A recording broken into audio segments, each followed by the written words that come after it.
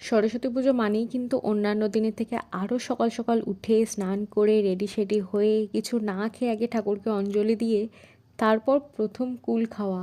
তাই এবছরও কিন্তু সেটার অন্যথা হয়নি। আমিও সকাল সকাল উঠে রেডি সেডি হয়ে কলেজে গেছিলাম। আর ওখানে আমাদের কলেজেও পুজো আচ্চা হয়, সেখানে গিয়ে একটু হেল্প করে দিচ্ছিলাম ফল কাটাকাটি এইসব নিয়ে। আর সরস্বতী পুজোর পাশাপাশি তো আজকে আবার ভ্যালেন্টাইন্স ডেও ছিল, তো তোমরা কারা কারা সেলিব্রেট করলে সেটাও জানিও। দেন এদিকে একটু টুকটাক কাজকর্ম করে দেওয়ার পর আবার বাইরে গেছিলাম একটু ফটো ভিডিও ক্লিপ নেওয়ার জন্য। বাইরে গিয়ে একটু ফটো ভিডিও ক্লিপ নিয়ে তারপর যাই একটু প্রসাদ খেতে। তো প্রসাদ টসাদ খাওয়ার পর তারপর গেলাম আবার লাঞ্চ করতে, লাঞ্চেরও ব্যবস্থা ছিল।